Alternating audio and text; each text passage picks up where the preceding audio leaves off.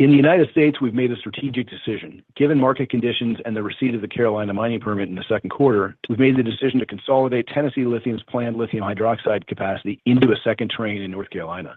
Our plan is to construct the trains in a phased approach. We believe developing Carolina Lithium as a multi-phase, larger operation is the right move for Piedmont and our shareholders to deploy capital and technical resources more efficiently. The bulk of the front-end engineering work completed for the Tennessee facility is directly transferable to Carolina.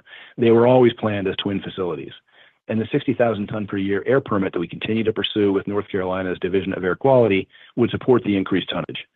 With the receipt of the Carolina State mining permit, we've taken the opportunity to re-engage in active discussions with potential strategic partners.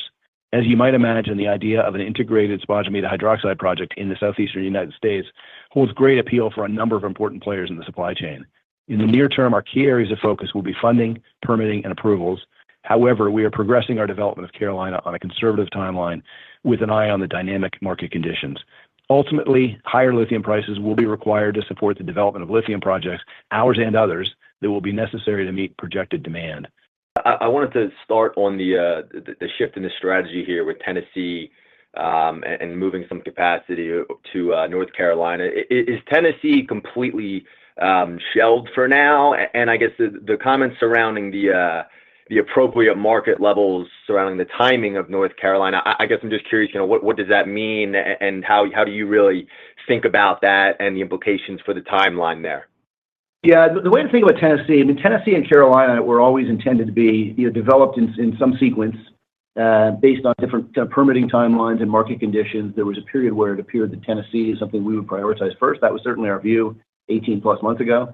Ultimately, with the mine permit coming through in North Carolina, with market conditions being such that neither project is going to be developed in today's market, and just fundamentally, the industry needs stronger pricing for big projects to be built, full stop. That's across the board. It's not a Piedmont matter. You've heard it from Albemarle, you've heard it from Arcadium, you're going to hear it from others over time.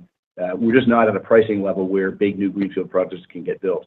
That just doesn't make sense. It's not a good use of money for shareholders. So as we thought about the development and we think about Tennessee really as an independent chemical plant, we've always been planning and permitting 60,000 tons of capacity at North Carolina. So the opportunity to slot Tennessee in as train 2 in Carolina from a longer term perspective was something that just makes more sense for us economically.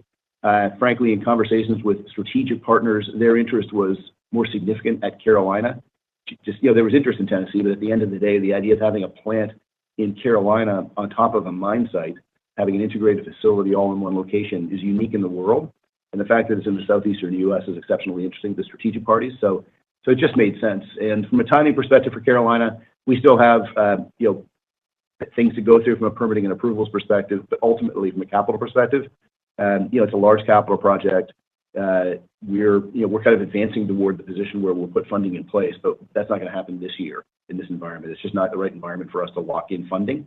So I think that we don't have a set timeline for Carolina at this stage, but I would say FID is very unlikely to happen in the next, say, 24 months, just because the funding process will take that long, and we're working on a measured pace for that.